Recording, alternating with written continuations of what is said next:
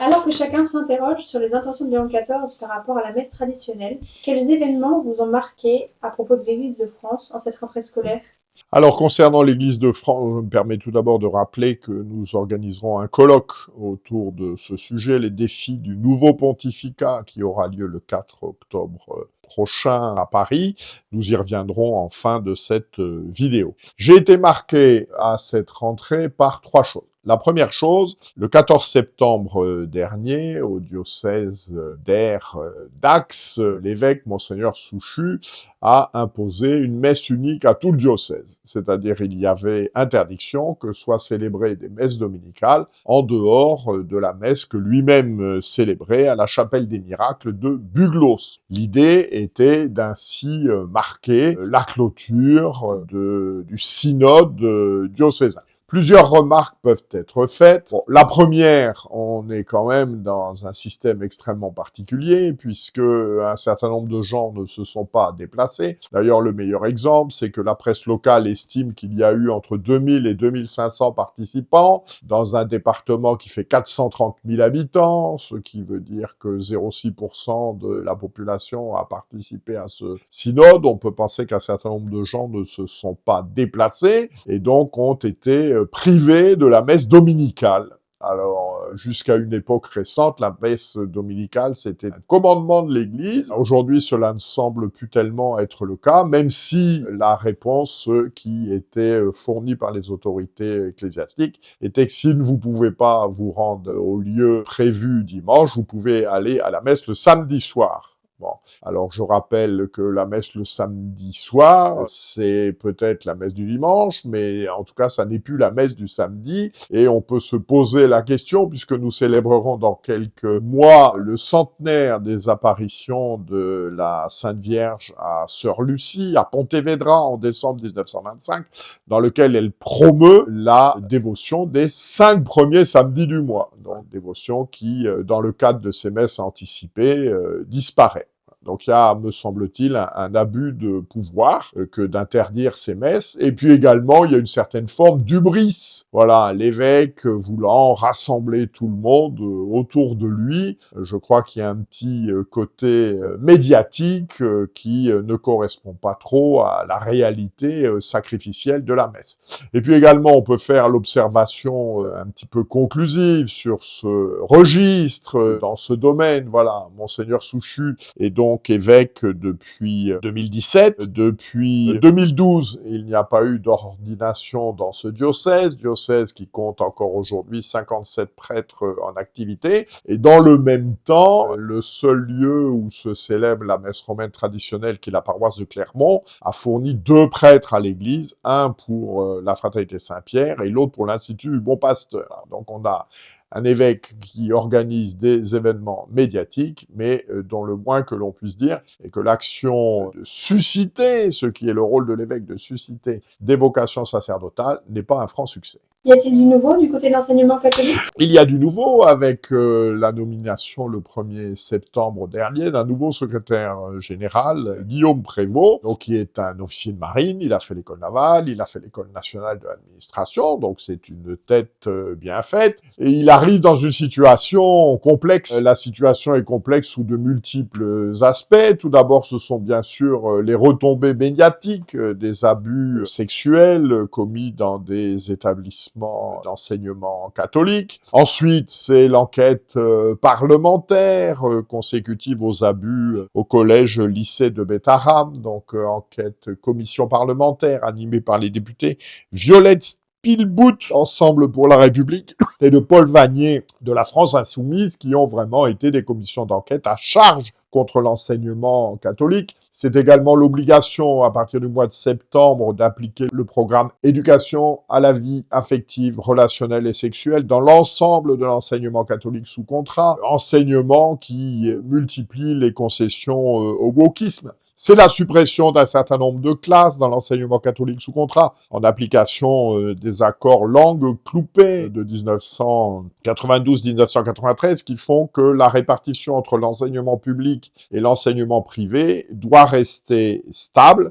c'est-à-dire que quand l'enseignement public supprime des postes, obligatoirement, l'enseignement catholique doit en supprimer, même si la demande est importante. Il faut gérer cette situation. Et puis également, dernier élément, c'est la concurrence qui est faite du développement des établissements catholiques hors contrat, où en fait ce que l'on observe, c'est que le public catholique le plus motivé des établissements sous contrat se déplace vers les établissements catholiques hors contrat. Cela d'autant plus que la volonté de l'enseignement catholique depuis quelques années est d'essayer de recatholiciser un certain nombre d'établissements, mais il se heurte dans ce cadre donc aux trois phénomènes, dont un que nous venons d'évoquer: le départ des familles les plus motivées, le refus d'un certain nombre d'enseignants de participer à ce projet de recatholisation. On peut voir les difficultés qui ont été celles de l'Immaculée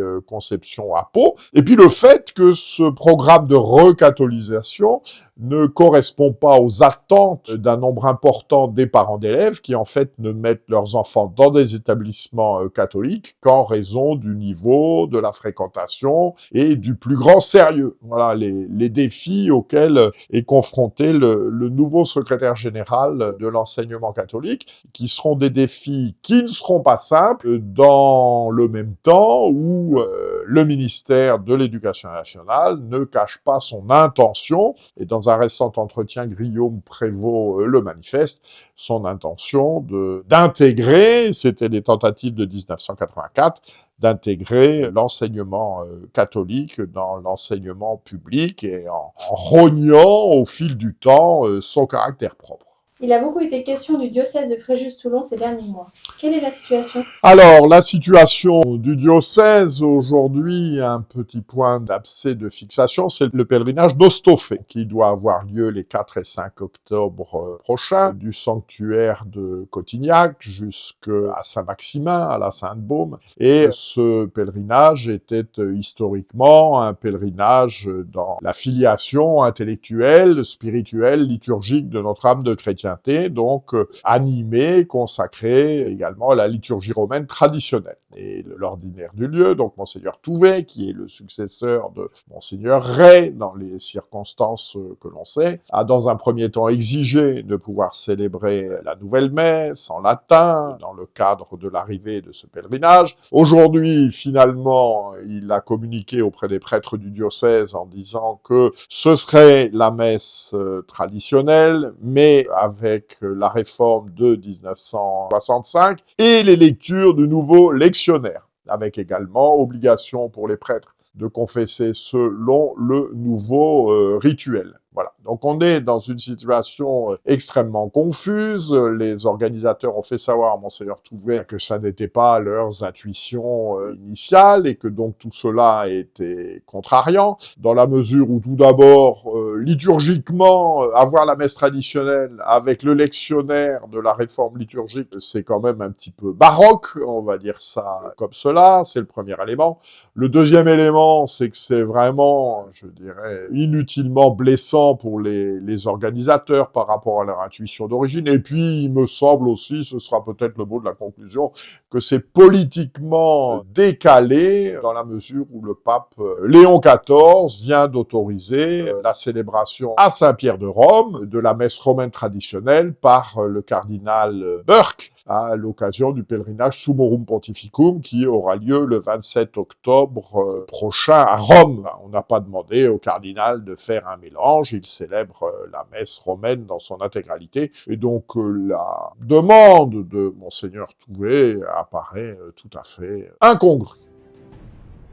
Le 4 octobre prochain auront lieu les 4e assises de la tradition, 8 rue d'Athènes, à Paris. Le thème général de cette journée, ce sont les défis du nouveau pontificat. L'objectif de cette rencontre annuelle, qui regroupe des catholiques, laïcs et clercs, c'est de permettre de se rencontrer et puis de partager les expériences dans le cadre de cet attachement à la messe romaine traditionnelle. Et puis aussi de soutenir ceux d'entre nous dont la situation de la messe est compliquée, de ne pas se cantonner à la petite chapelle, la petite paroisse qui est la sienne, dans laquelle il n'y a peut-être pas de difficulté. difficulté. Je crois que la communion des saints, c'est aussi d'être présent pour soutenir nos frères dans la foi qui sont en difficulté à cause de leur attachement aux pédagogies traditionnelles de la foi. Donc sont présentes un certain nombre d'associations, une grande librairie, un certain nombre d'auteurs seront présents. Il y a la possibilité de se restaurer sur place. Et les événements sont d'abord une table ronde, se convertir au Christ en 2025. Ensuite, un état de la question de la situation de la messe dans un certain nombre de diocèses en France. Nous écouterons une conférence sur le Concile Vatican II avant que ne se déroule une émission directe du Club des Hommes en Noir animée par Philippe Maxence. Ne manquez pas cette occasion. Nous avons besoin de vous. Inscrivez-vous dès à présent et faites connaître cet événement.